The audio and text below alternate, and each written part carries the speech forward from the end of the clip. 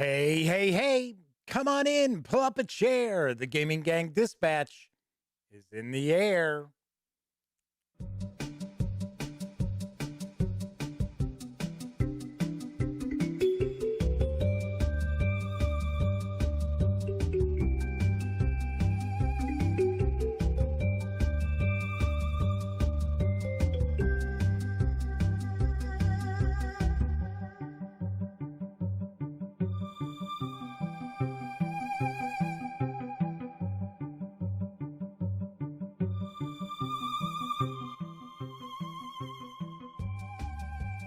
Howdy, howdy, howdy, gang. Welcome once again to the Duct Tape Studios. I'm Jeff McAleer, your host here at the Gaming Gang Dispatch, brought to you by thegaminggang.com, which I happen to be the founder and editor-in-chief. So welcome aboard. Tonight is Tuesday, August 17th, 2021.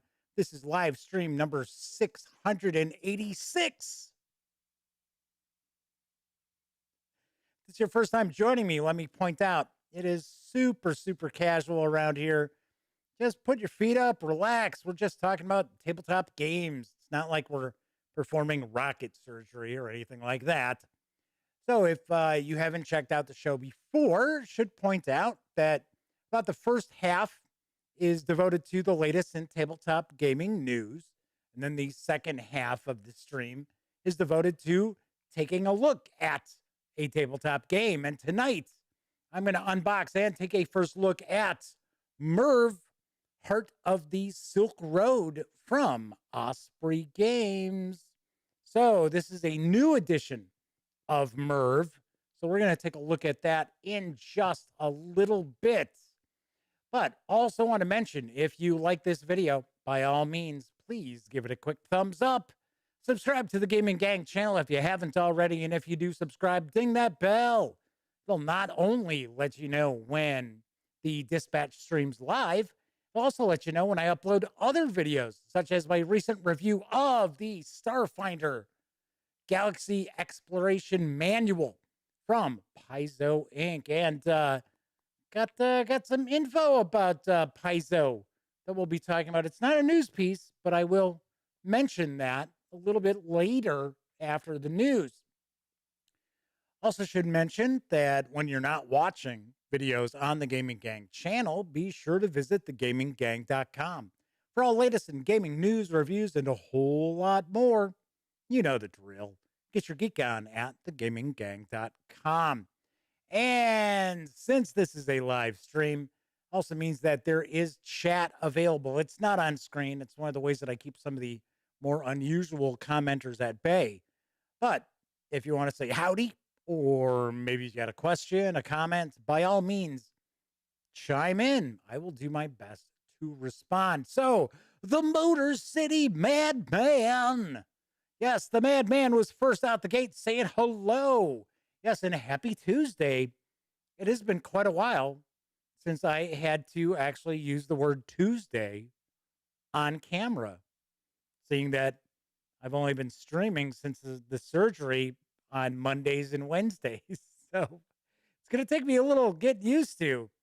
So yes, I did have, I had I had an appointment downtown Chicago yesterday. That's why I did not do a show. And it's a good thing because I didn't get back here until it was a little after 6. So there was no way was I going to be able to do a show.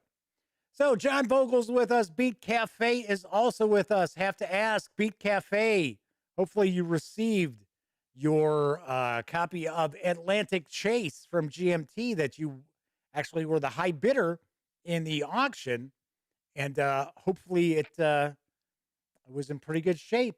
I personally think when I when I do reviews of games and then I don't really get them to the table anymore, they stay in pretty pristine shape. So who else do we have cooking here? We also have JP Falconer Honor. Yes, JPF is here. Russell Higgins is with us.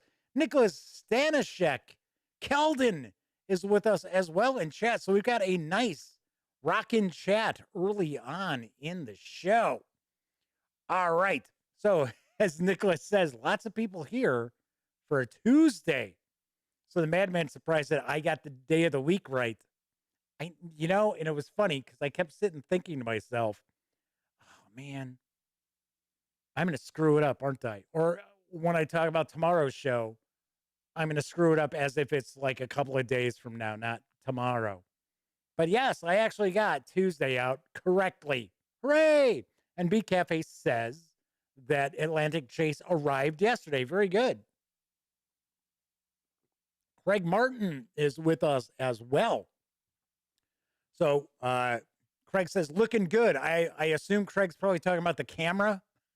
The camera looks good because a couple of tweaks, a couple of changes. We'll talk about those as well. So first off, let's jump on in because I got a good amount of news today. First off, there is a very interesting looking new board game coming from Bombo or Bombyx. I'm not positive how you pronounce their name. It's a French game company. I want to say, I'm trying to think who usually releases their games here in the US. It might actually be just through them, but English language. So yeah. So Nicholas says, Craig's talk about the hat. I don't know. I wear this hat quite often. Anyway, here's what I know about Glow. In Glow, you're an adventurer who builds their company by recruiting a new traveling companion each turn, trying to combine their powers as best as possible. You'll roll the dice to activate the advantages that your companions bring you, or their disadvantages. Gather many slivers of light to dispel the darkness, restore the colors, travel the land to reach landmarks, and yes, score points. In short, Glow is a card drafting, dice rolling, and combinations game. Not sure what a combinations game would be. Or is it a combination of card drafting and dice rolling? The box contains lots of colorful dice, 2 game boards for 2 different gaming experiences. You also have to count on luck sometimes with this game, but be attentive to your card combinations too. Glow is for 2 to 4 players, ages 10 and up. Plays in around 45 minutes. It's going to carry an MSRP of $39.99. Cool. Very nice. Very nice. This looks pretty interesting.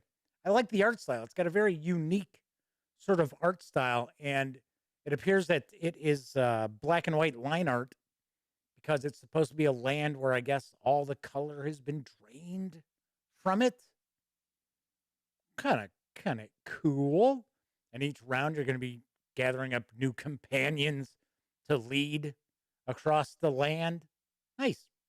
So Nicholas is pointing out, yes, last time I did a show, I was hatless. Yes, every few years. Usually every couple of years or so, I'll do a stream and I will not be wearing a hat. Because like I said, it was about 2 years since I had actually done a stream without wearing a hat. And I just wear baseball caps all the time. Unless I, am someplace where I shouldn't be wearing a baseball cap. Moving right along, launching on Kickstarter earlier today was the new expansion for AEG's Edge of Darkness. That's right. Emissaries of the Veil launched on Kickstarter. Unfortunately, AEG did not really send out a press release that I could share with you. It's one of these Kickstarters where all the information is on images, which, that's fine if you want to do that for the Kickstarter. But if you're hoping that, outlets are going to share that news with people, it usually helps if you actually send us, the actual text. But there is a short Kickstarter video. It's about 2.5 minutes long. It's going to shed some light on exactly what's going on here. So sit back, relax, take a peek.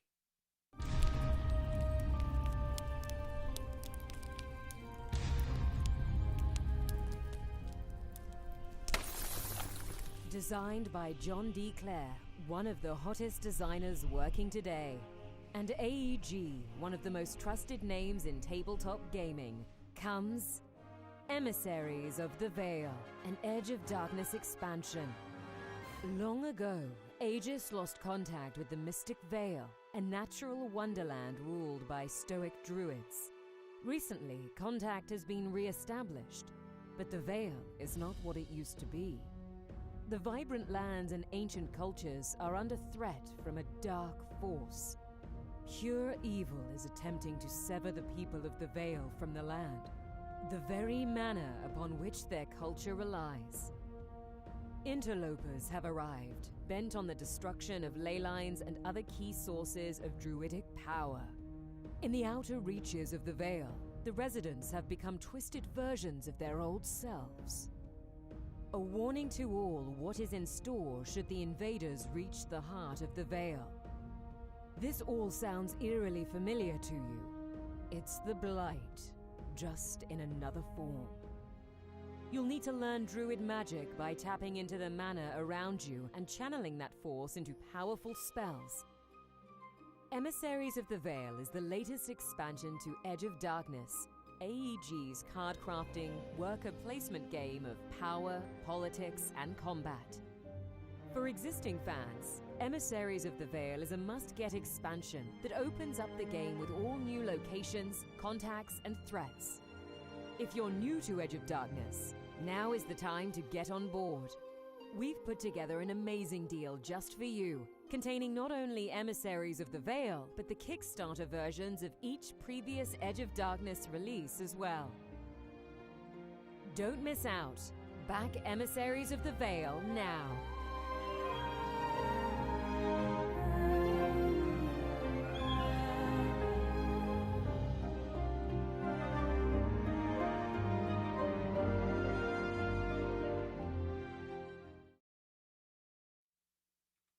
Edge of Darkness, Emissaries of the Veil is for 1 to 4 players, ages 14 and up, and plays in around 60 minutes. Of course, you do need to own Edge of Darkness in order to utilize this expansion. This project already fully funded earlier today within minutes, and you can score Emissaries of the Veil for a $45 pledge through August 27th. Yes, this is a very short Kickstarter. AEG likes to do short Kickstarters. Just get them out there, get them done. Get her done. Expected delivery is next July. I'll be the first to mention I have never played Edge of Darkness. Not at all. I know a lot of people were really pumped about it. They were really looking forward to it. It came out. I've heard it's pretty good. I heard a lot of people enjoy it. But I didn't get a copy. Yeah, and I really dig AEG. And AEG and the gaming gang go way back. But over the past couple of years, they can be kind of odd. They'll send me expansions to games that I don't have copies of, never have had a copy of, or they'll send me copies of games I've already reviewed. It's like, I don't know. But then something like this, they don't send along. I don't know. So the Madman's curious, what's the primary difference between Edge of Darkness and the Mystic Veil game? I couldn't tell you. I don't know if Edge of Darkness uses the same sort of card crafting mechanic as Mystic Veil, but I don't know. I mean, I know it's the same setting in that, obviously enough. It's Emissaries of the Veil, but I couldn't tell you. Maybe somebody in chat can explain to the madman the difference between the two games.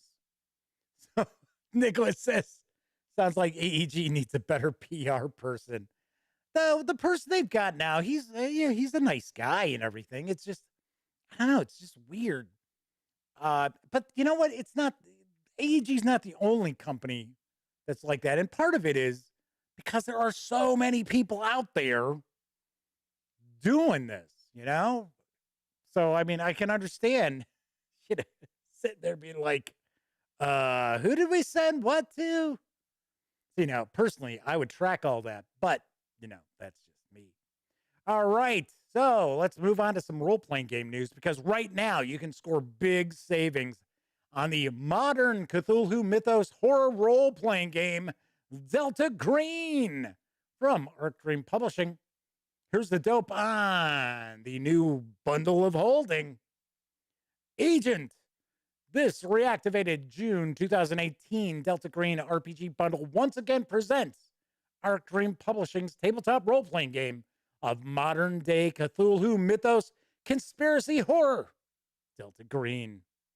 Delta Green's compelling mix of conspiracies, UFOs, intelligence tactics, and Lovecraftian terror has brought it unsurpassed praise.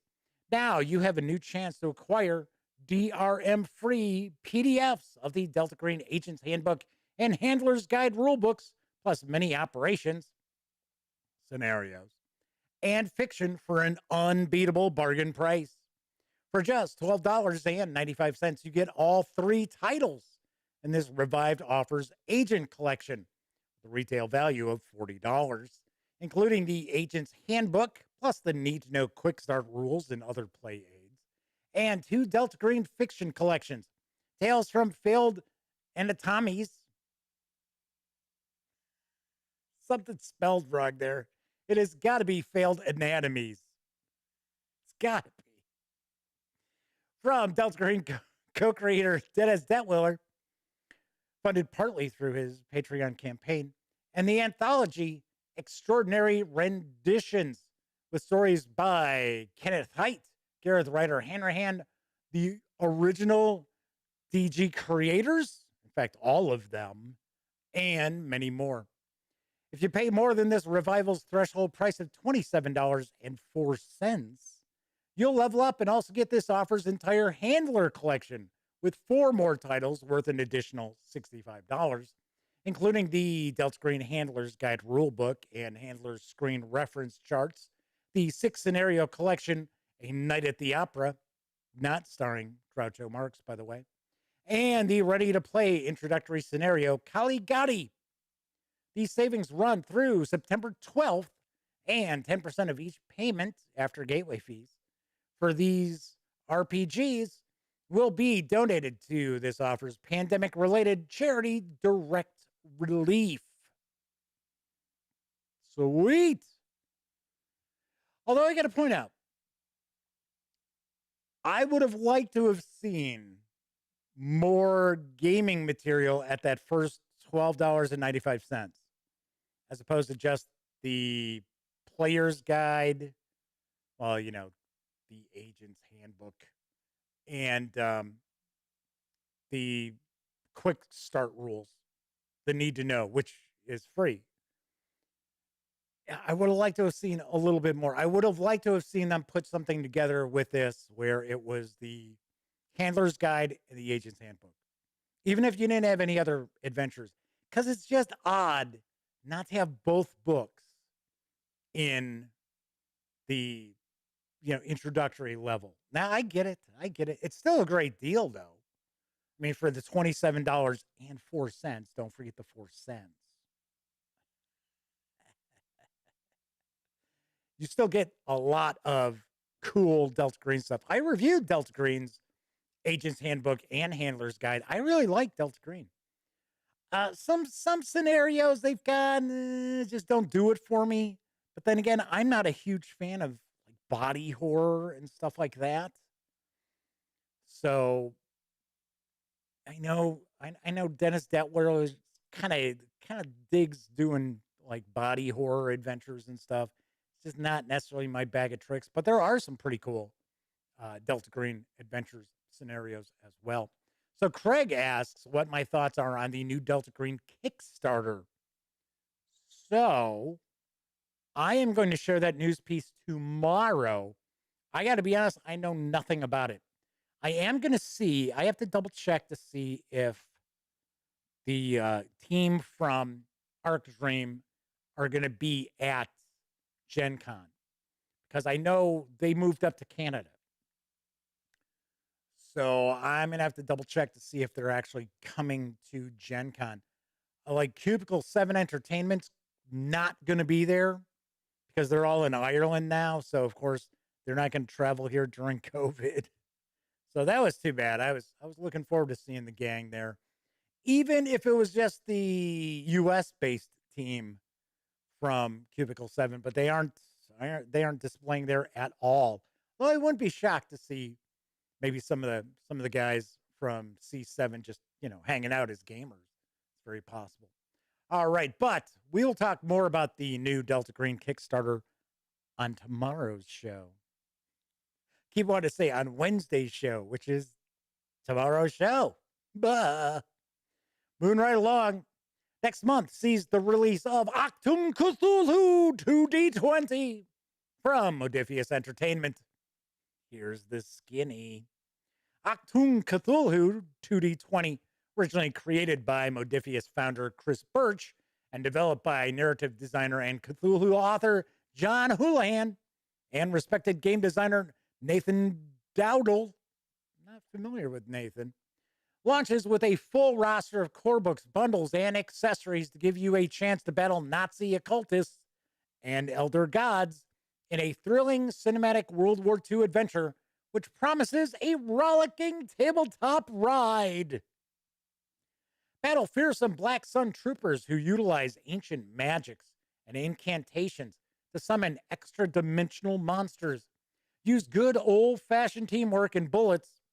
I think the bullets are probably more important, to stop the technological prowess of the terrifying Nachtwolf, the Night Wolves, and their powerful Wunderwaffen. Wonder Waffles, delicious. They're delicious. Save the world from the Nazis and strange alien races that ling. Yep, they're linking among us. Better be careful. Womp, womp, womp, womp, womp. Yep. Things were going so smoothly, weren't they?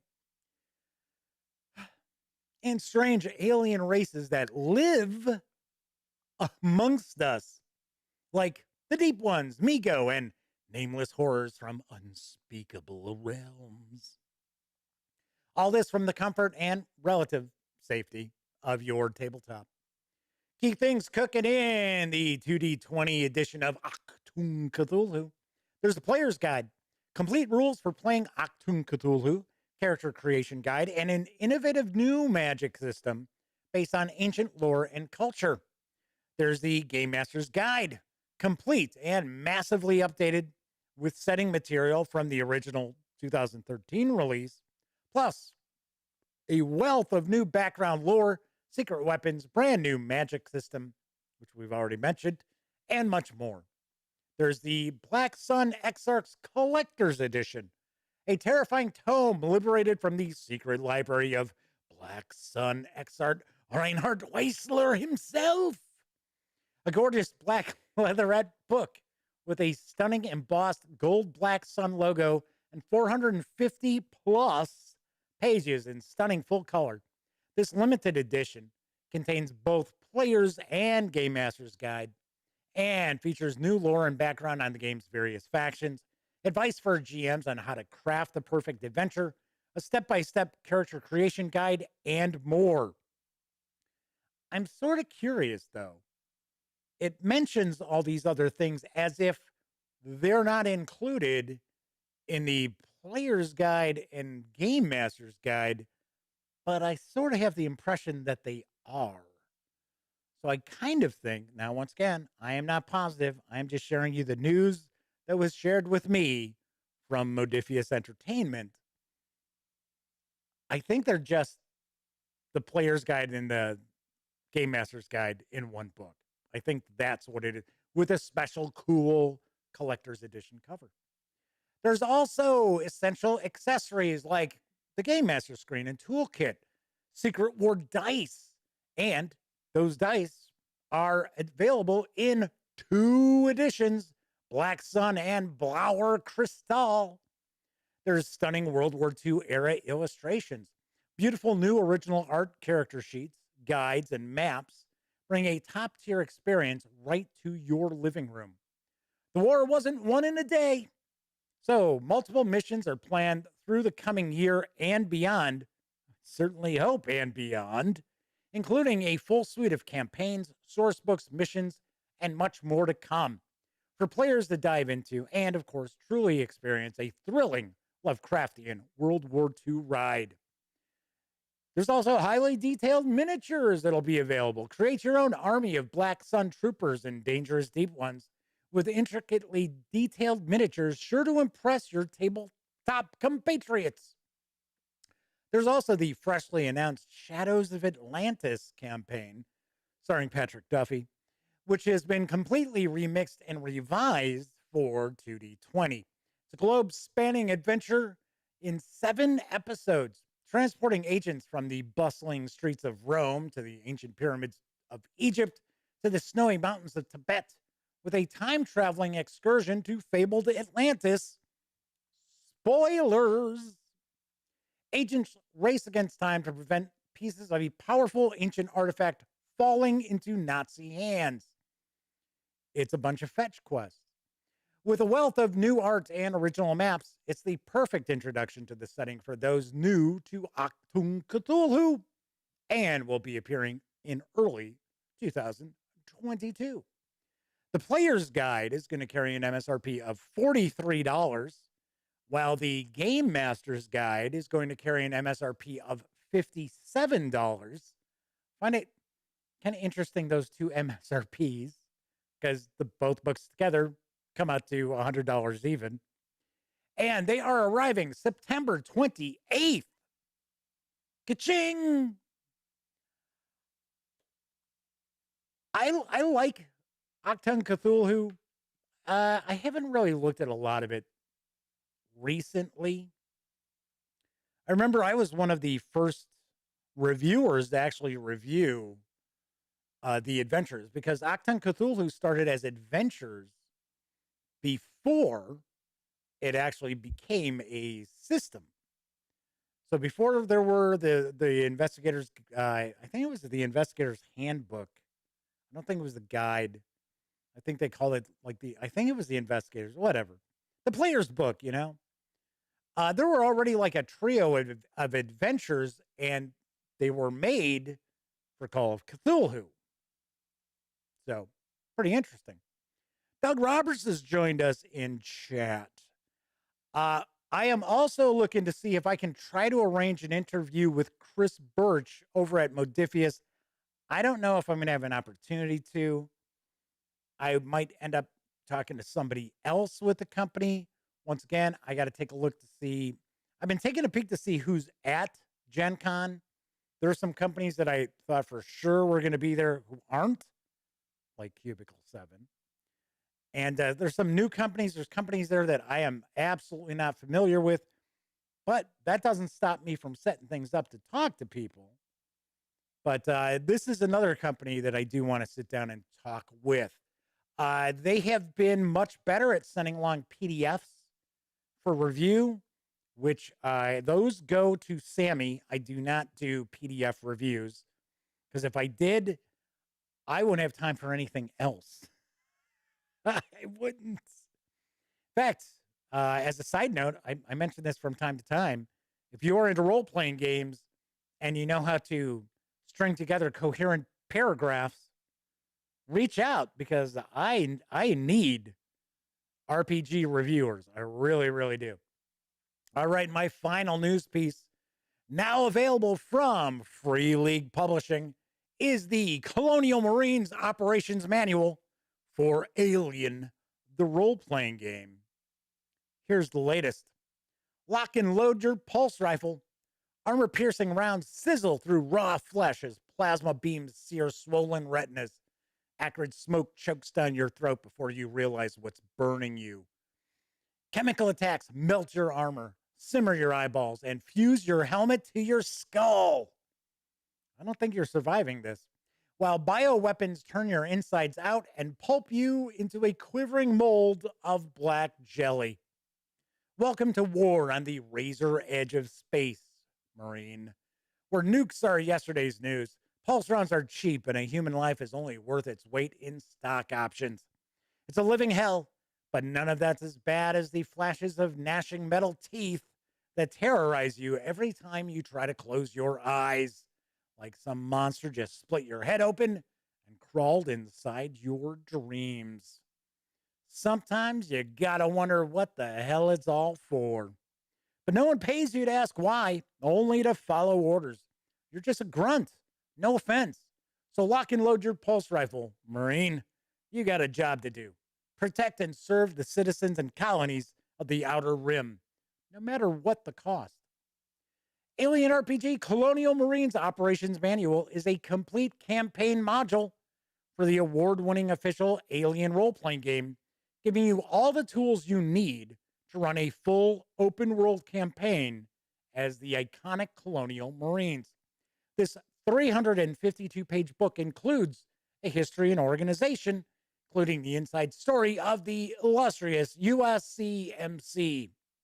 There's expanded character creation rules for grunts of all kinds, weapons and vehicles, an extensive chapter with new gear, gloriously illustrated. There's the framework and backstory for a Colonial Marines campaign, the Frontier War. There's also the factions on the frontier, the powers that be, and their dark agendas. There are Marine missions. So we've got 6 thrilling missions for your Marines, playable in any order. It's the end game, where the showdown against a deadly enemy is finally revealed. The Colonial Marines Operations Manual clocks in once again at 352 pages. You can score either the hardcover for $44.95, or you can grab the PDF at Drive-Thru RPG. Last I looked, there was some discussion that the price was going to change behind the scenes. I don't know. I did not take a peek, but it should be available over on Drive-Thru RPG for $22.99. Is what I had thought last time. So Doug's saying hello, gang, fellow game members. When do we get our gang colors? Yeah, the gang colors are yellow and blue. That's sort of the colors of the gaming gang. All right, so this is available right now. I know there are a lot of people pumped. It went from being released today to being, I think, the #1 seller over on Drive-Thru RPG. Also should point out that the gaming gang, thus the Dispatch, are affiliated with the One Bookshelf sites. So if you're going to go visit Drive-Thru RPG, please stop by thegaminggang.com first. Click on one of our banner ads. That way, if you do happen to make a purchase at Drive-Thru RPG, I get a little portion of that sale. And all those nickels, dimes, and quarters really do help keep the gaming gang around. And usually, I haven't mentioned this in a while, but usually what all those little nickels, dimes, and quarters take care of the hosting for the Gaming Gang website, which I've pointed out time and time before. Our hosting is not cheap. We're not sitting on GoDaddy for $3 a month or anything like that. So, speaking of the Colonial Marines Operation Manual, on tomorrow's show, we're going to take a look at it. Bum, bum, bum. Yeah. Yes. So this actually arrived day before yesterday, but I think it was completely embargoed until today. So I have not cracked this open. We are going to take a first look together on tomorrow's show. So looking forward to that. I have to point out, though, I actually do not have the Alien role-playing game core book. I've got the starter set. So, and then I've got the other boxed, what is it? Chariot of the Gods? Is that what it was? Or was that a standalone adventure? But anyway, so I've actually got the, how they break it down? It's cinematic, and then there's campaign, which is kind of funny because they talk about this being a cinematic campaign. So it's sort of like So which one is it? I'm sure this does not have the rules to the game in it. So, but we'll look at this tomorrow. I should also mention that the fine folks over at Free League Publishing were kind enough to send me along the PDFs for Twilight 2000. I am under embargo I cannot review it.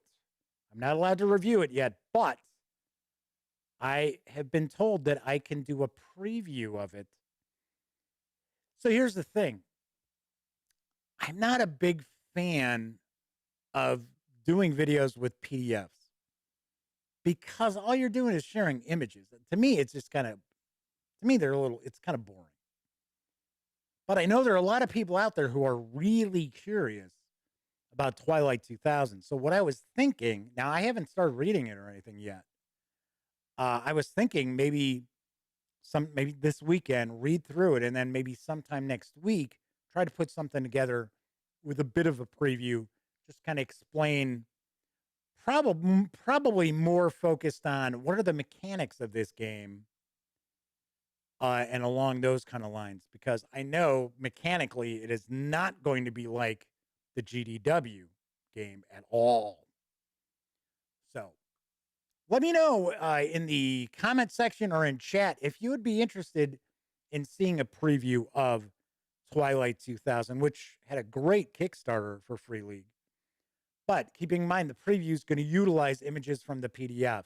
We're not going to actually look at physical product. So just kind of curious. Some other goodies that arrived. Yes, Power Behind the Throne is finally out in hardcover. Yes. Very, very cool. Plus, I got the companion as well. So stay tuned. I am kind of curious. Do you folks want to see like the page through of these? Maybe like on a show next week. Maybe I'd do them both together. We'll kind of talk about them. Or would you rather just see the videos with the reviews? Because I've read both of these already. So I of course, they would not be on the show. The review would not be on the show. I avoid reviews on the show. I felt it was too distracting trying to do a review and have chat, and I was way off my game most of the times when I was trying to do a review. So that's something else you can let me know either in the comment section or in chat. That would you prefer? I mean, you're going to get the reviews, don't worry. But would you rather have the reviews quick, like next week? Or would you rather see like the page throughs of both the books and then the review probably a couple of weeks later? It's up to you. Also, got some Symborum stuff. So I got the Adventure Collection for Symborum. This came with the Colonial Marines book. And strangely enough, I got The Haunted Waste, which is the 5th chapter of the, I think it's Throne of Thorns is what it's called, campaign. I don't actually have first 4 chapters of it. So I don't know why Free League Publishing sent that along. Hey, I'm not complaining. I'm just, they're up. Free League, we have a nice relationship. They are very cool. Very cool. Also going to try to do some interviews with them. I'm trying to think if that's the PR person I had talked to who said that I think they will be at Gen Con. So I think they're trying to set me up with various different design teams. So I would probably look to talk to people about Alien, Symborum, and Twilight 2000. So Nicholas asks, what kind of chair do I have? Is it comfortable on the back for long time usage? Well, it's got a little lumbar support pillow. So Yeah, it's pretty good. Here, it's Ewin. They sent me they contacted me and asked me, "Hey, would you review our chair?" This was like this was right when the stream was starting. And back when I called the show the Daily Dope because it was, you know, every weekday. I learned my lesson about that.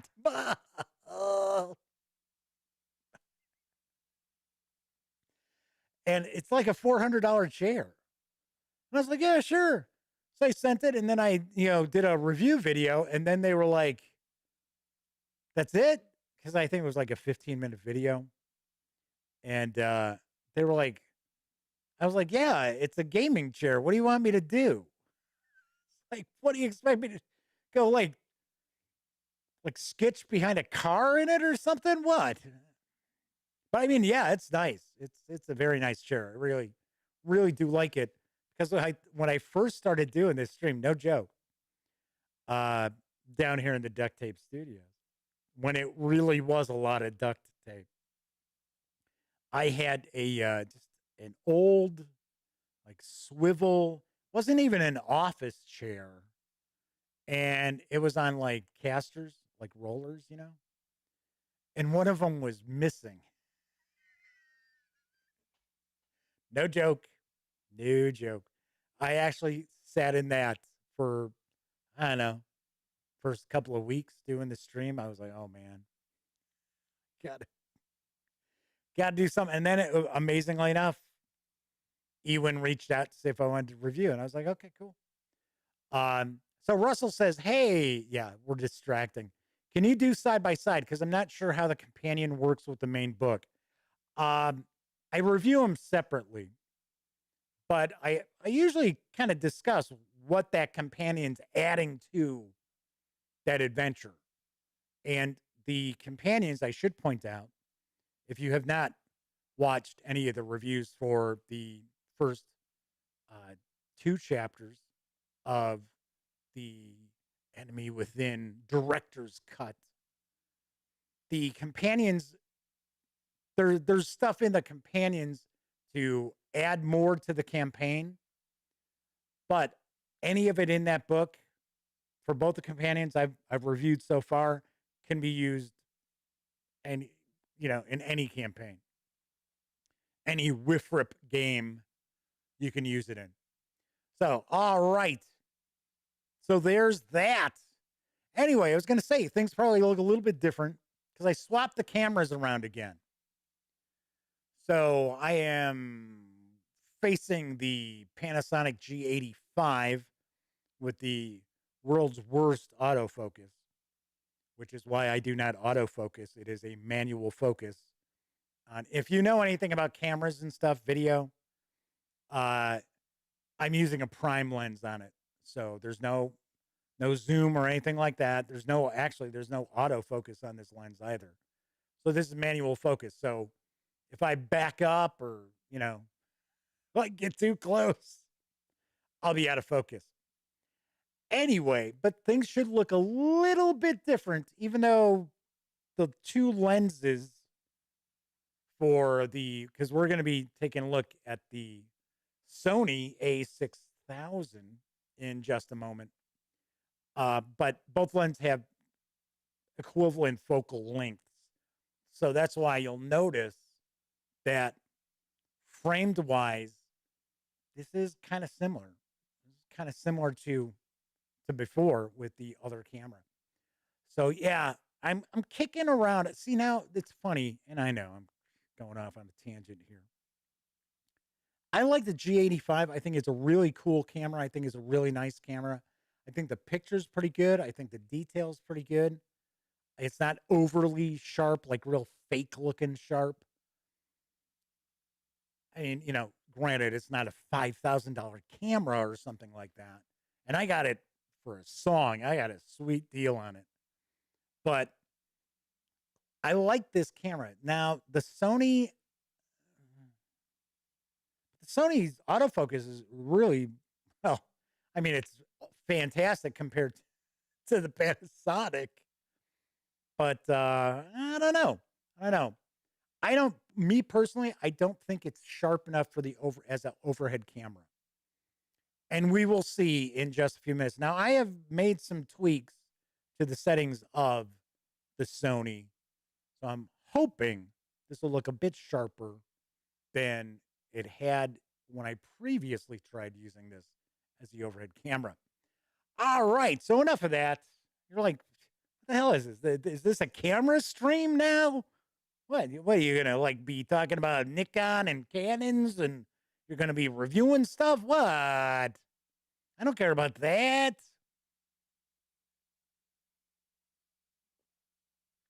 So today, I am going to unbox and take a first look at Merv, Heart of the Silk Road from Osprey Games. It's designed by Fabio Lopiano. Hopefully I got close on that pronunciation. With artwork provided by Ian O'Toole. The game is for 1 to 4 players, ages 14 and up. Plays in around 90 minutes and does carry an MSRP of $45. Do notice that this is currently on sale from Osprey Games for $45. I do not know how long it's going to be on sale. So it's Mew, who I don't think I said hello to. Hi, it's Mew. I apologize. Everybody knows if you watch the show, I like really do my best to say hello to everybody who says hi in chat. So, and when I see somebody, I'm like, oh crap. Like I didn't say hi to him. So so it's Mew also pointed out they'd like to see that PDF preview of Twilight 2000. It wouldn't be a review because it's under embargo. I can't review it. So, and I take the embargo seriously. I don't screw these game companies over when they ask me, hey, don't say anything until whenever, or don't share a review until whenever. All right, so it's Mew mentioned cameras, chairs, tabletop role-playing games, a man of many interests. Yeah, I got a lot of interests. I had to learn about cameras. Basically, everybody wanted video, so I had to start learning about cameras. So you had to learn about web design and everything else when I started this experiment almost 12 years ago. All right, anyway, so let's swing on over to the other camera because here we go. Here's the Sony, and there is Merv. All right, let's take a look at the back of the box. I gotta be honest, I am not familiar with the city of Merv, and I'm assuming this is a historical city. Now, see right now the color on the Sony looks way off because this looks, to me at least, this looks more like mustard, more yellowish, and this is actually far more orange.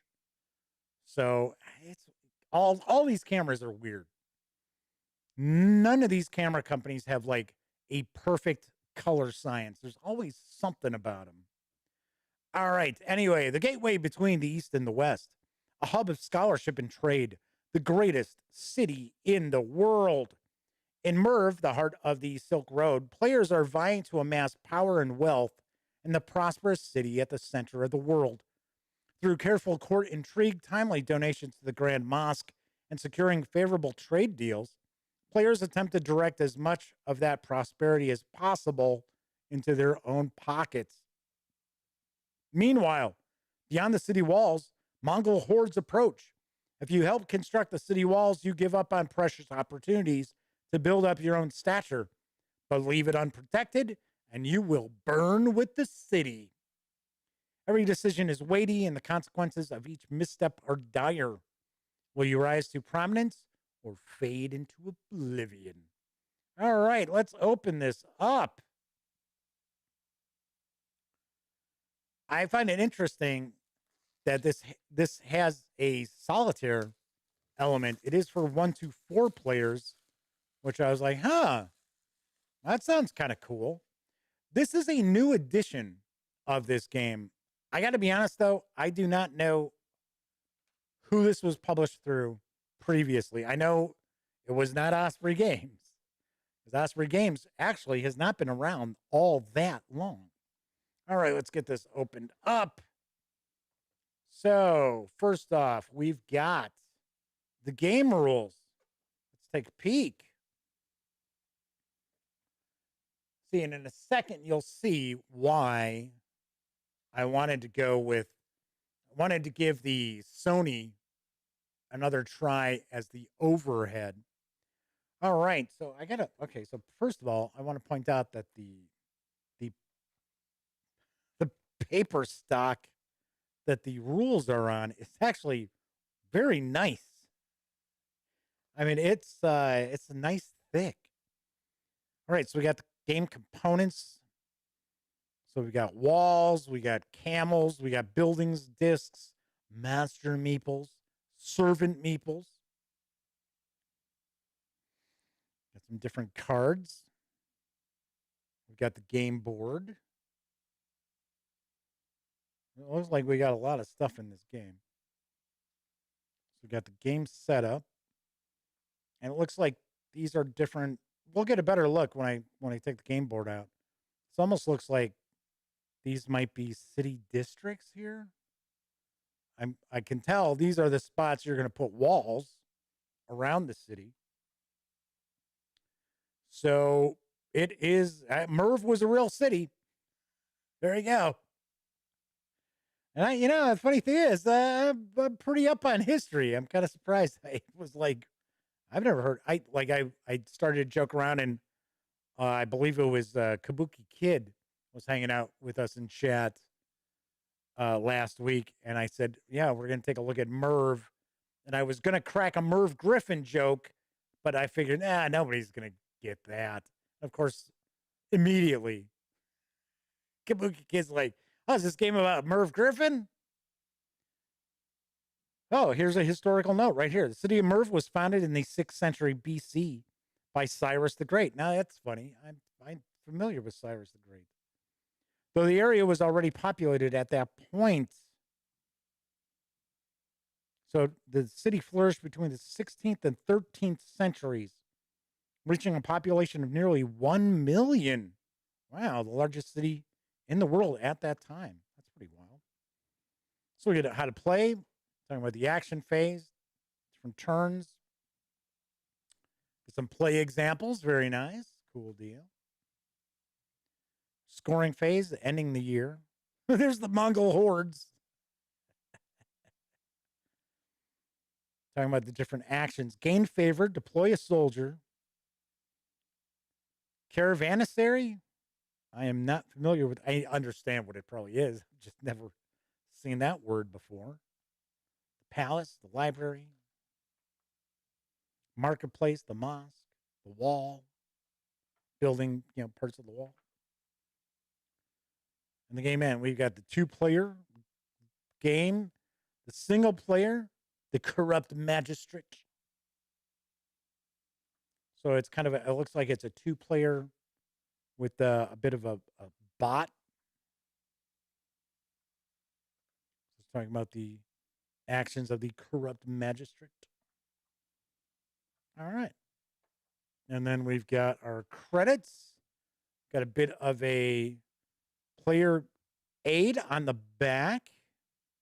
One thing I do notice with Euro style games is a lot of times they don't tend to include like standalone individual like player aids. They usually just kind of put it on the back of the rule book. Not all, but it's more common than not. And to me, that's a shame because you're constantly handing the rule book around to people and stuff, and rule books end up getting kind of tattered, kind of ratty. Whereas if they just had the player aids, all right. So it looks like we've got a good number of punch boards here. We're going to take a look at all those components as well in just a moment. Oh, you know what? Some of this has got to be the game board. There we go. Yep, right there. I was going to say, wait a second. Where's the game board? All right, let's take a look at the punch boards first. And are we building? I guess we're building these districts. Aha. So okay, so I'm going to bounce out of chat. So uh, just for a moment, so I can kind of go full screen on my preview, because this is why I was looking to utilize the Sony, was because the autofocus works, unlike the Panasonic G85. So but the funny thing is, the G85, if you're using a manual focus, or if you are manually focusing, I mean, it's great. Super easy to use.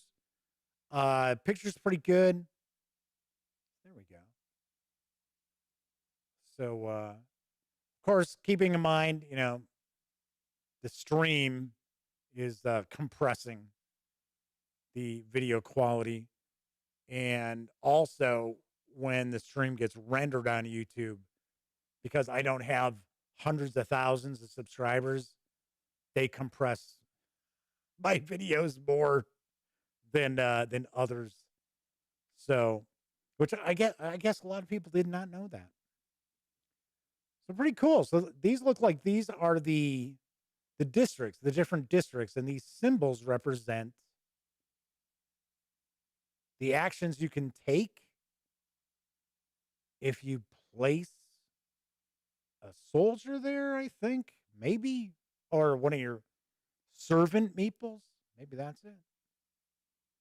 One thing that really sounds interesting about this game is that you're trying to gain wealth and influence in the city of Merv, but you're also trying to prepare the city for a Mongol invasion. So it's like, well. So I have to laugh. Well, maybe not laugh, but I think it's kind of odd.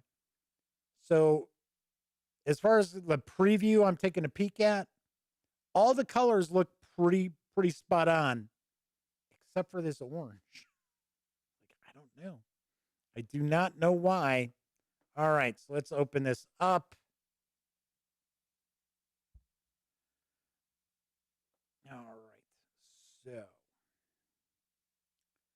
All right, so there's something I'm going to show you when we're done taking a peek at this. It has nothing to do with Merv, but it's going to be another reason why I wanted to try using the Sony again as the overhead. So, although, I mean, if I had the funds, I would definitely replace the Sony, maybe with a Fuji film. But the thing is, I have to use a camera that I can output the signal without the signal shutting off. And most cameras, in case you didn't know this, most cameras that you purchase, even if they record video, they could even be recording like 6K video. Usually will have a built-in time limit of how long you can record, because in many European countries, if you can record for longer than 29 minutes and 59 seconds, then it's considered a video camera and not a photography camera. And then the tax rate is higher. Like, okay. So, yes. So, Nicholas points out, nice game board. This is an interesting looking game board. A little busy, but it's kind of cool looking too. I'm taking a guess this is the Silk Road. Could be. Or it's just different stops on the caravan, maybe. Very nice. Very cool. All right. So that is the game board. So let's see what we've got as far as meeples and goodies like that. We got some cards as well. Take a peek at those. I'll zoom in as far as I can to get a better look at those. So we've got a bunch of these. So we've got some camels.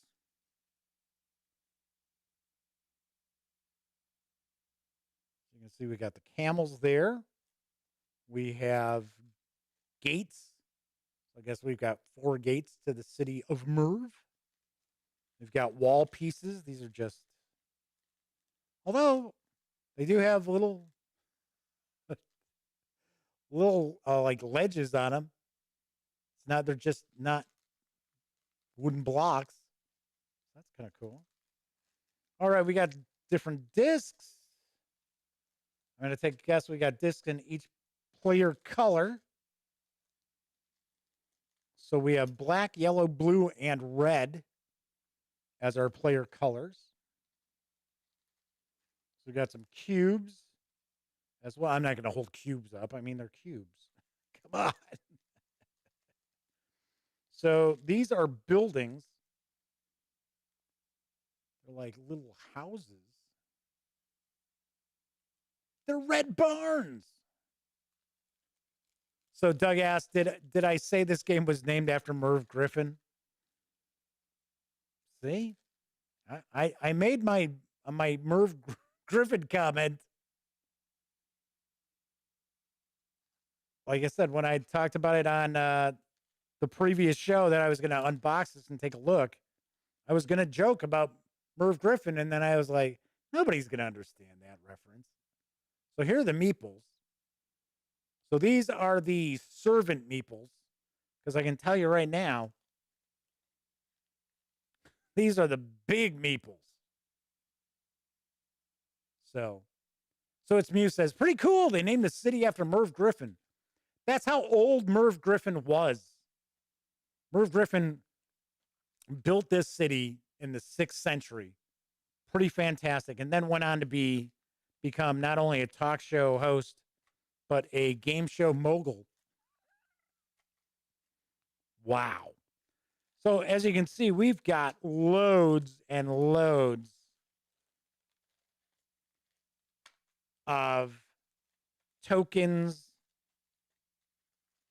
We've got wall pieces. Lots and lots of stuff there. All right. So lastly, we've got some cards.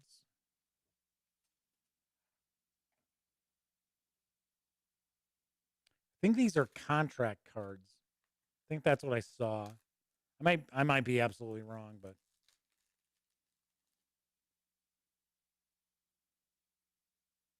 or are these just cards showing us what each of these locations does? I don't know. Let's move closer in.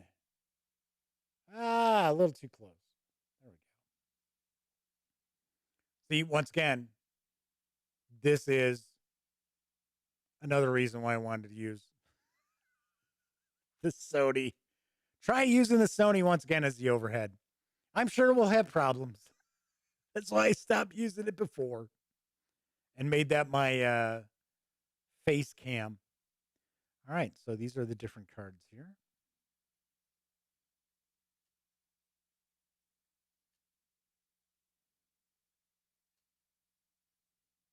Cool.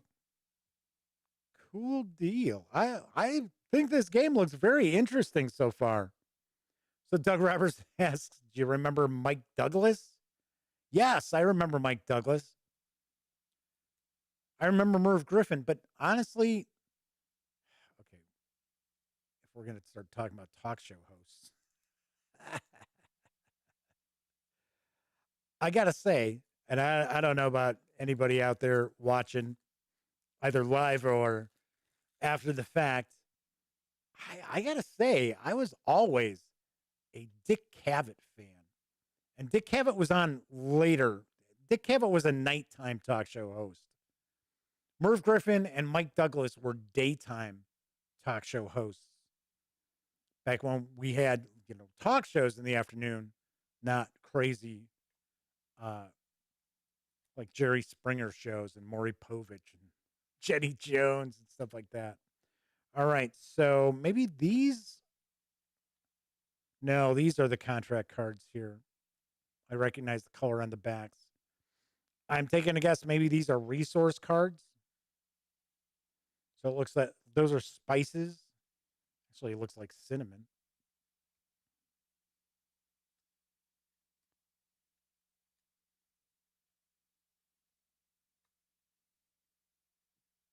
Cool. That's the last of the, or there 4 kinds. Yep. And then we have these contract cards, which I'm taking a guess. Maybe these are victory point totals on these. I would take a guess. Probably 1 is easier to complete than 2, and so on. Although they look very similar. So there's like the only thing different. Well, so we have that iconography is different and the numbers are different. So there's only 4 cards there. We've got the next level, the 2s.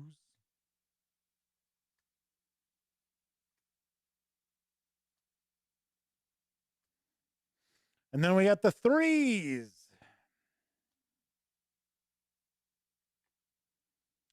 I think those are the victory points. Taking a stab. First time I've seen this game, just like many of you watching as well.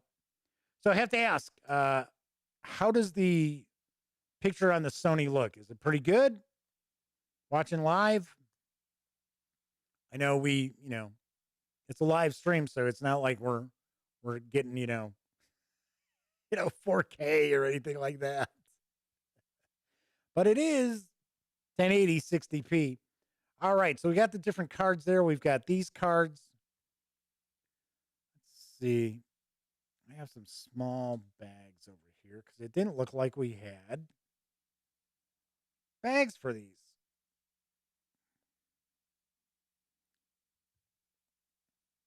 So, Madman says picture looks good. All right. So we've got those.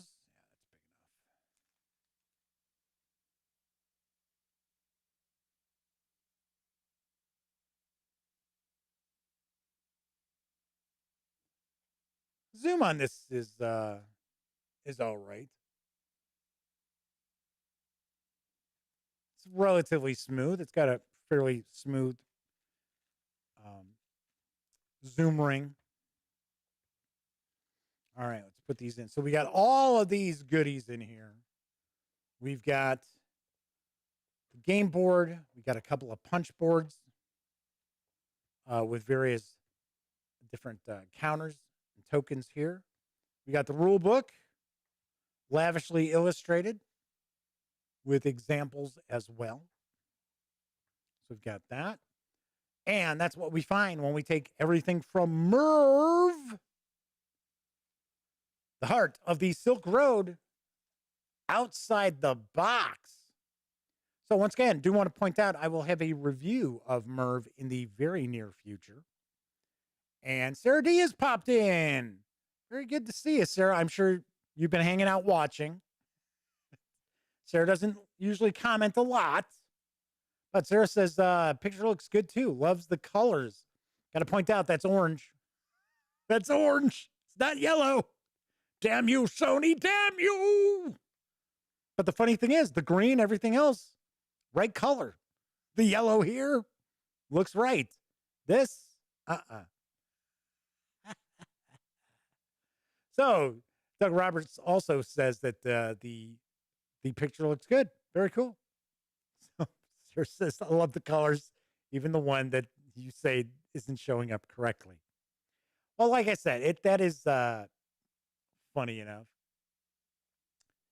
That is essentially what they call color science for cameras and that. And I think from what I've seen, and it's not like I'm some expert, but I do research cameras and that. So when I got the Panasonic G85, I got that because a lot of people said it had way more bang for the buck than more expensive cameras. And like I said, I got a sweet deal on it.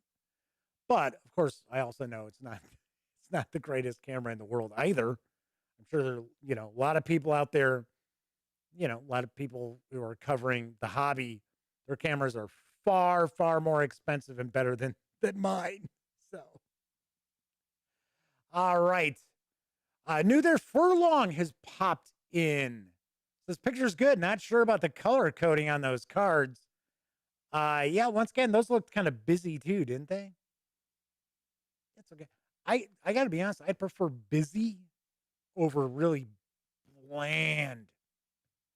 Oh, so new their furlong or nut here furlong, either or.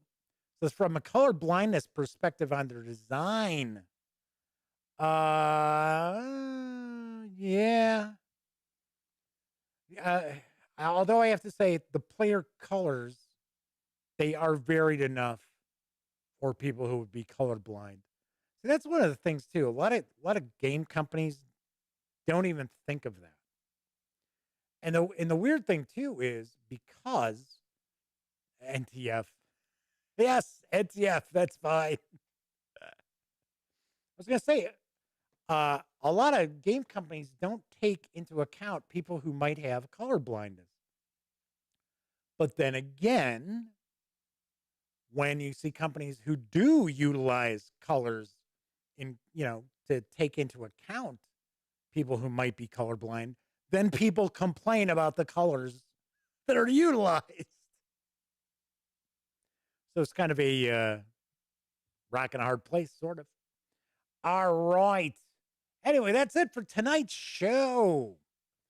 Do want to point out on tomorrow's show, I will be taking a first look and paging through the alien role-playing game Colonial Marines Operations Manual? Yes, manual. I almost said guide. From Free League Publishing. This just came out in PDF. And you can snag the book too. I think the book just came out today too. So stay tuned if you are interested in checking this out. I will be covering that on tomorrow's show, as well as the latest tabletop gaming news of the day. All right. So if you like this video, by all means, please give it a quick thumbs up. Subscribe to the Gaming Gang channel if you haven't already. And if you do subscribe, ding that bell. It'll not only let you know when the dispatch streams live right here on YouTube, it'll also let you know when I upload other videos, such as my recent review of the Starfinder Galaxy Exploration Manual from Paizo Inc. And of course, when you're not watching videos on the Gaming Gang channel, be sure to visit thegaminggang.com for the latest in gaming news, reviews, and a whole lot more. You know the drill. Get your geek on at thegaminggang.com. Those of you who watched live, thank you very much. Always appreciate you taking some time out to jump in a chat and keep me company so I don't feel like a complete doofus. But I know a lot of people out there don't have an opportunity to watch live. So however you watch, whenever you watch, thank you so very much. It really does mean a lot to me. All right. So until I see you tomorrow, here's hoping each and every one of you has an opportunity to get, I guess you're not going to get a whole lot of great gaming in, but hopefully get some gaming in with your very own gang.